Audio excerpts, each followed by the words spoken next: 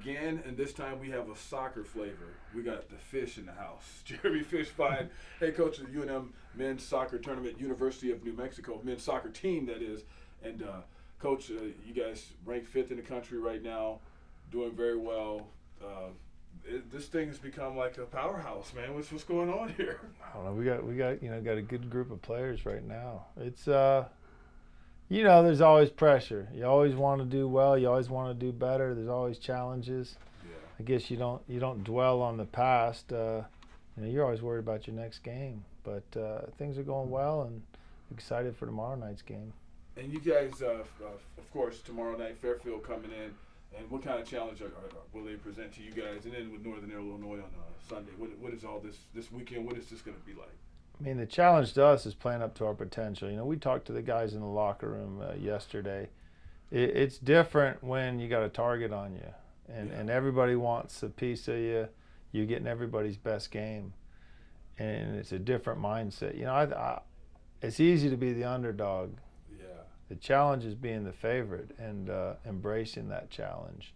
I think our guys have done a good job of that. They respect their opponents, but you got to be good, man. You got to go out there and bring your best every night because everybody wants a piece of you. So I think Fairfield's a good team, a tough team, mature. They're gonna propose some problems. The longer we let them stay in the game, you're fighting it. They're going to be good and hungry. They didn't come all the way from Connecticut to roll over. Yeah. I'll tell you that. And the same thing with Northern Illinois. Northern Illinois is pretty direct. They play not to lose, maybe more than to win. And those teams are tough to beat. And then the success that you've had through the years. I mean, you guys, 8 of your 10 seasons you've been to the NCAAs. Mm-hmm. What is driving all that success? I mean, is it your system? Is it you guys? Is it a whole bunch of things like how to get the right players? Because I mean, you've built a program. That's a secret. I can't let the secret out. I mean, it starts with getting the right players, and we've been fortunate. We've had a foundation of New Mexico kids that are hardworking, disciplined, with a lot of pride. So I'd say we've been fortunate, that great players have been produced by excellent coaches. The high school coaches in the state, the club coaches are top notch. And then I've been blessed to have an incredible staff. I mean, when I started, the 2 guys that were with me, the first 5-6 years, they're both head coaches at University of Washington and Harvard. The guys we got now, the associate head coach, Paul Sodders, he's in his 5th season. Paul's unreal. And then to have Brandon Moss back the last 2 years, who played here, played professionally from Albuquerque. I mean, you're only as good as the people you work with and the guys you get to coach. And as a head coach, it's quite a responsibility. And you got to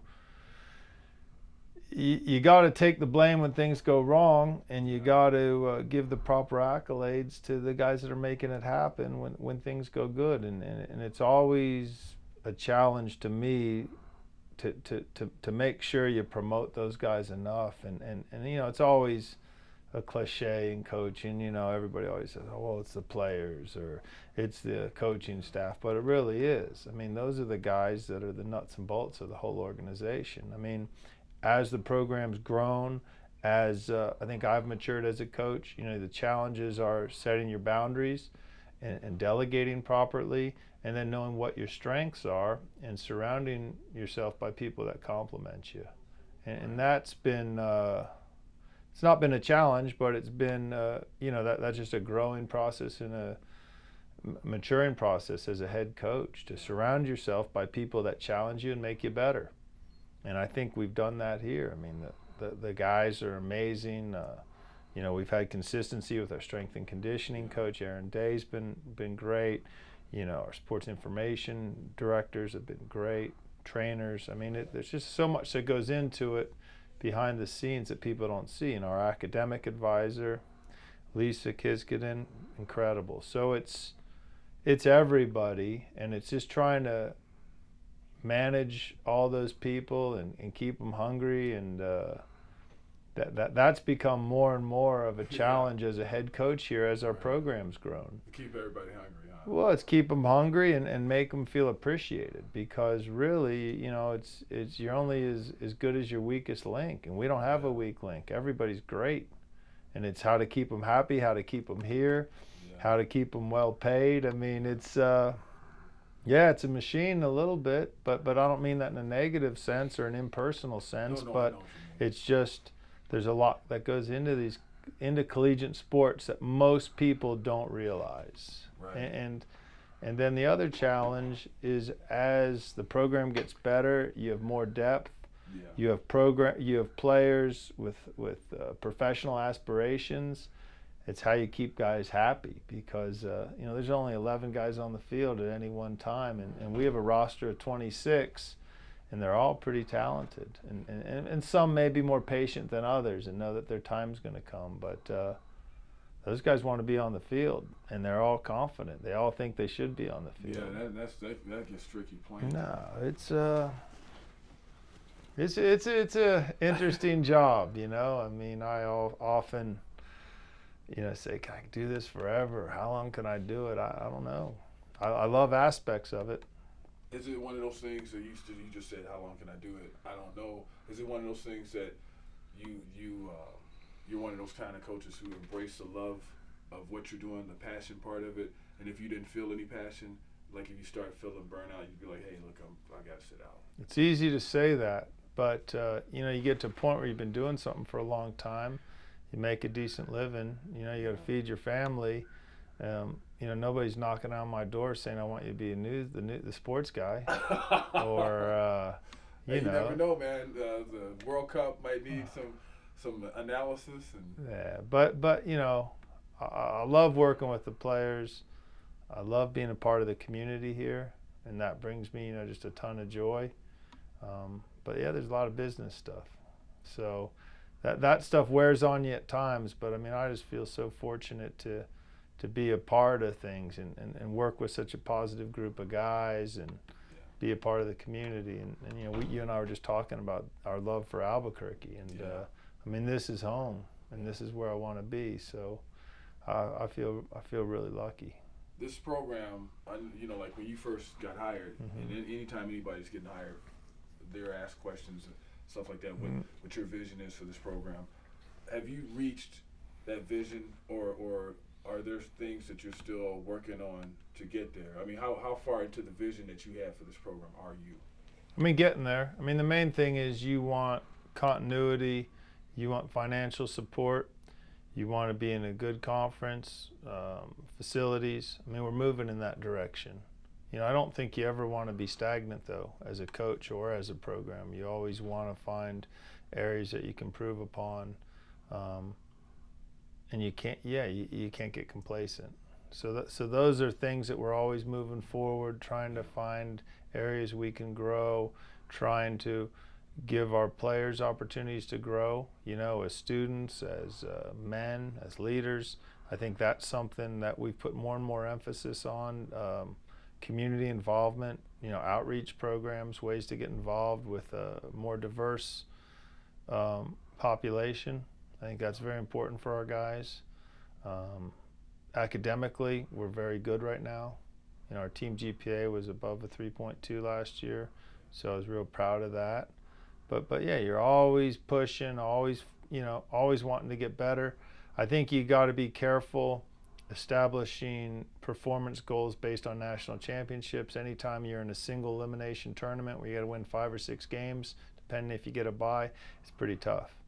I mean, our goals are based on regular season goals and winning conference championships, qualifying for the NCAA tournament, and having home games in the NCAA tournament. I think national championships are always a possibility, but I think we have some real defined goals as a program that we can achieve, on a yearly basis, and we've done a good job of doing that.